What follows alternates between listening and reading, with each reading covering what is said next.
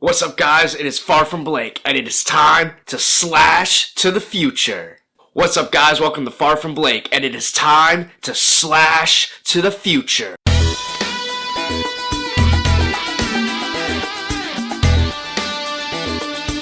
Alright, so I just got done watching Totally Killer on Amazon Prime. I didn't hear much about this movie leading up to it. I didn't watch any trailers or nothing like that. I just saw the poster. I saw people like Cody Leach talking about it. He saw it at Fantastic Fest ahead of time, and I heard it's a new slasher film that's coming to streaming. I heard little rufflings of what the plot is about.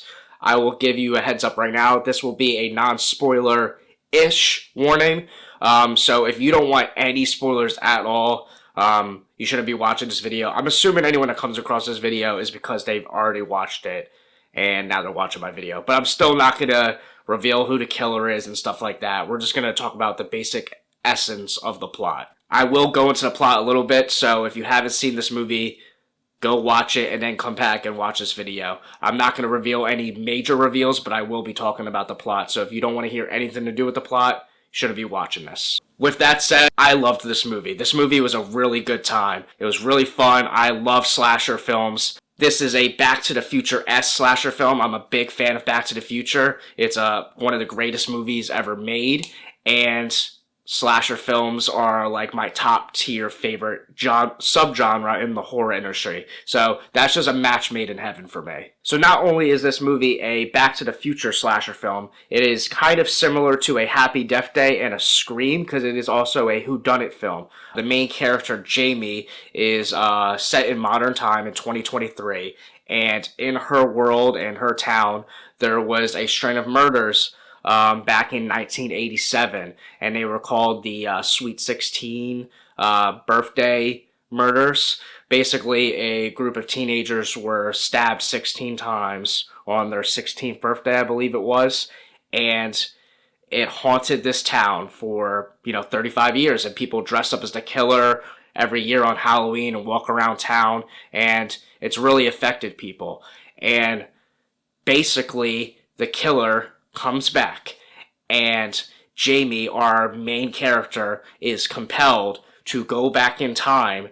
One of her friends knows how to build a time machine and basically is compelled to go back in time and stop the murders from ever happening so that things don't continue to haunt her town and her life, her family, and everyone around in this world, in this universe. So I just checked also, it says the main character was 17, Jamie, so I don't know if all the characters were 16 or they were 17 or whatever, but you get the idea. They're high schoolers, just like most slasher films are, 20-year-olds playing high schoolers and getting hacked up by someone for different reasons dependent on the subgenre. This one has a motive behind it. It's not like a Friday the 13th. Like I said, it's more like a Scream. So because of that, there's more of an intrigue and interest of why the killers are doing this, and you kind of learn that going through the past and seeing the 1980s characters and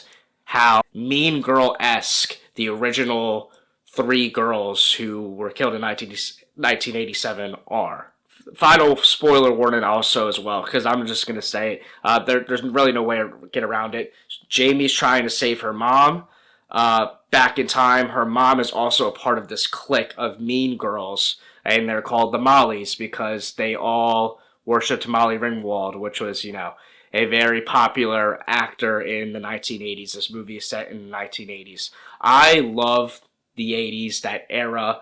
Like I said, I'm a slasher fan, so I love the Friday the 13th, the Nightmare on Elm Street, that whole era, but I just don't love them, too. I love The Karate Kid, Rocky, Breakfast Club, pretty much a bunch of the movies that Molly Ringwald is in. I just love that era, so just that alone and the aesthetic and that world and the music and the vibe was really fun to see, and it was done in a really unique way because, like I said, it's done in a Back to the Future-esque way where we have, a character, a girl set in modern times in 2023 with a way teenagers and people in their 20s and this and that would act possibly now, going back into the 80s and, a teenage girl walking into how these people acted in the 80s without cell phones, without technology, and just a lot, and without social media, and you just see like a whole different shift and change, including her mother, who she comes across in the 80s, is nothing like how her mom is now. She's very rude and disrespectful and says some really wild, out of pocket stuff that you really cannot say today.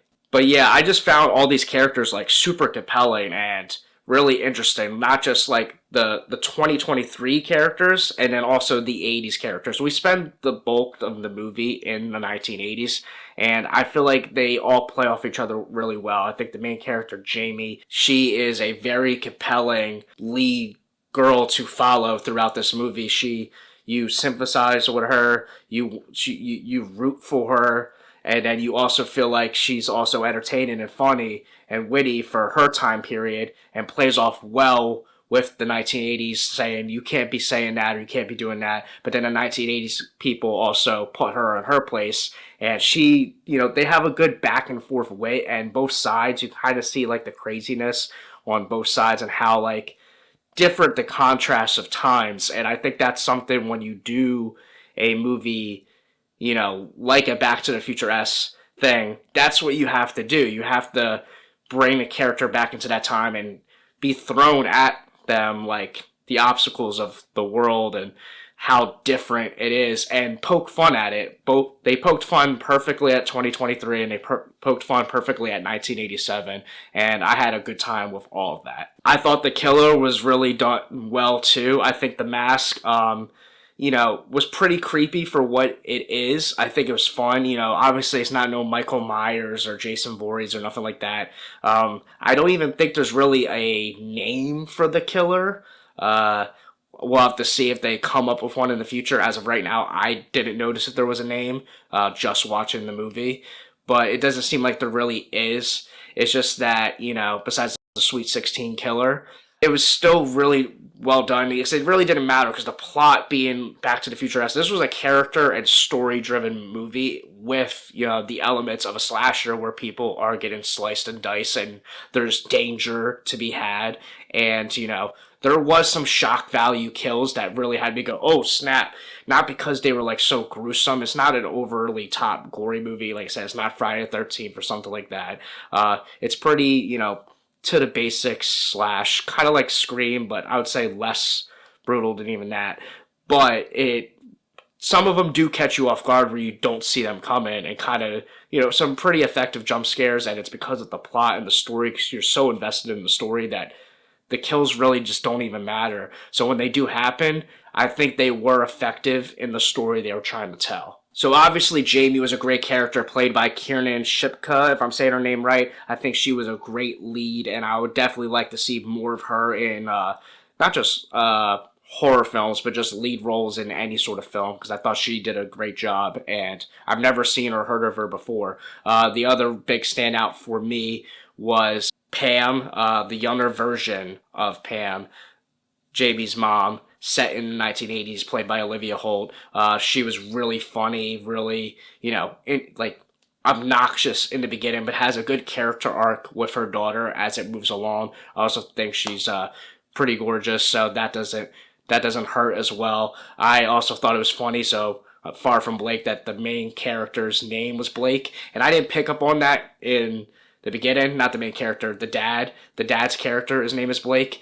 The guy who plays him earlier was also in Freddy vs. Jason, the older version of Blake. Then the younger version of Blake, he comes in and, he was like the stud throughout the movie. So I thought that was really funny. I'm not used to seeing my name in a lot of movies, so I got a kick out of that, and I liked both versions, the dad and the kid version of Blake. Yeah, so the dad who played Blake, always got a kick out of him because he was in Freddy vs. Jason, and he was also in the original Scary Movie. So every time I see him, I had no idea who was going to be playing in this movie. So when I saw him in the beginning, I was like, I'm probably going to like this movie because, he was just in two iconic roles that I really liked. Also, Julie Bowen, I believe her name is, she played the mom, the older mom. Loved her in Hubie Halloween with Adam Sandler recently, and she was also in a bunch of other stuff. She's been around for a little while, so she was great as well. One of the main girls was in Scream 6.